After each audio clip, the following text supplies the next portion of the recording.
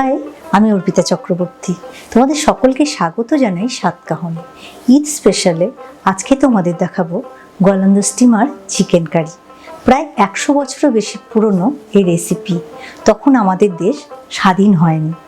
অন্যান্য চিকেন কারির তুলনায় এর স্বাদ সম্পূর্ণ আলাদা, সাদা মাঠা অথচ ফ্লেভারফুল, আর বানানো খুব সহজ। তাহলে চলো শুরু করি। 12 থেকে 13 পিস এখানে চিকেন আছে।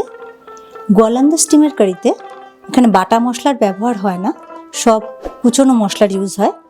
সবগুলো মশলা দিয়ে আমি এক এক করে মাংসটা মেখে নেব।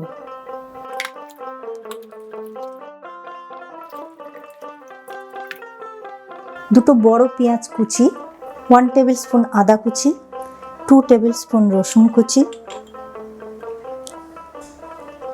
2 টেবিল চামচ কাঁচা লঙ্কা কুচি, 1 টেবিল চামচ মতো শুকনো লঙ্কা কুচি আছে, এটা জলে ভিজিয়ে নিয়েছিলাম আমি আগে।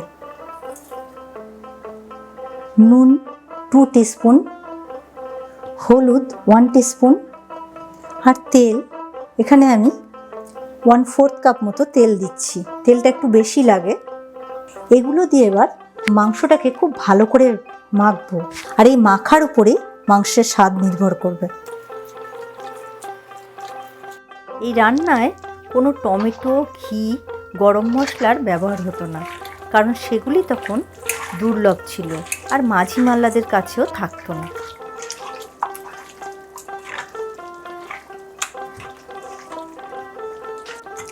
প্রায় 30 মিনিট ধরে আমি মেখেছি। অনেকটাই নরম হয়ে এসছে মশলাগুলো, আর একটা রঙও চেঞ্জ হয়ে গেছে। আর দিচ্ছি 1/2 টিস্পুন চিনি, কারণ সবগুলো মশলার একটা ব্যালেন্স করবে। এই রান্নার বিশেষত্ব হচ্ছে এর মধ্যে চিংড়ি মাছ বাটা দেওয়া হয়।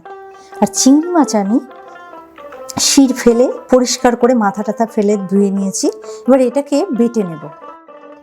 আমি এখানে ফ্রেশ চিংড়ি নিয়েছি।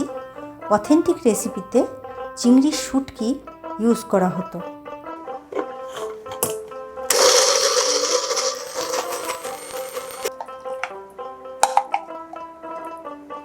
চিংড়ির পেস্টটা দিয়ে দিচ্ছি। 3 to 4 টেবিল স্পুন আর একটু সর্ষের তেল দিচ্ছি। এবার মেখে নেব। 2 ঘন্টা ম্যারিনেট হতে রেখে দেব। 3 to 4 টেবিল স্পুন আমি সর্ষের তেল দিচ্ছি। তেল গরম হয়ে গেছে, মাংস ছেড়ে দিচ্ছি।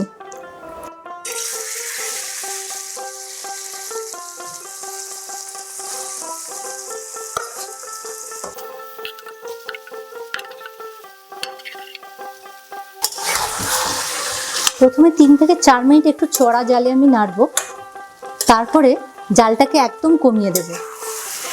ঢাকা দিয়ে মিনিট 10 রান্না হতে দেবে।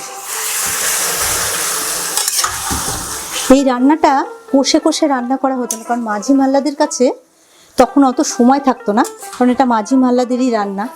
ওরা এটাকে জাস্ট মেখে নিয়ে বসিয়ে দিত, আর একদম ঢাকা দিয়ে কম আঁচ করে রান্না করতো।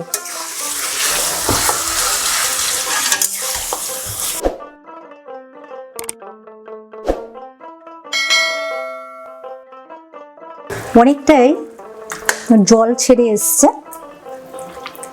এই রান্নাটা এই মাংসের জলেই হবে, যদি প্রয়োজন হয় পরে একটু জল দিয়ে দেব। সেই সময় পূর্ব বাংলার মানুষ কলকাতা যাওয়ার উদ্দেশ্যে গোয়ালান্দো স্টেশন থেকে ট্রেন ধরতেন। গোয়ালান্দো পৌঁছাতে পার হতে হতো পদ্মা।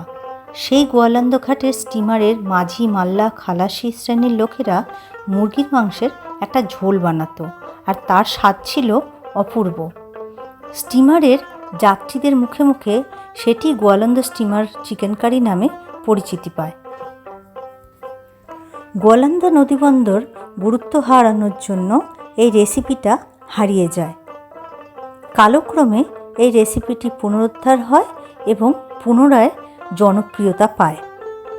আমার খুব ভালো লাগছে তোমাদের এরকম একটা ঐতিহাসিক রেসিপি শেয়ার করতে পেরে।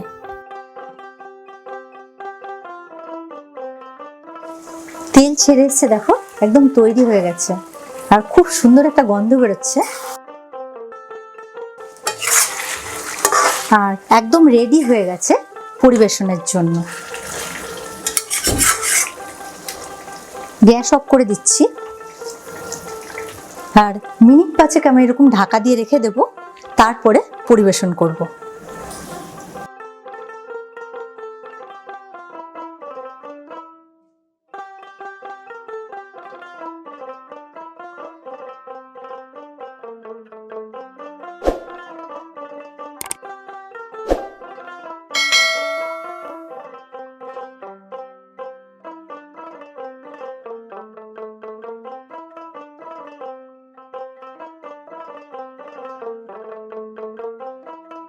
তৈরি হয়ে গেল কিংবদন্তি গোয়ালান্দো স্টিমার চিকেন কারি।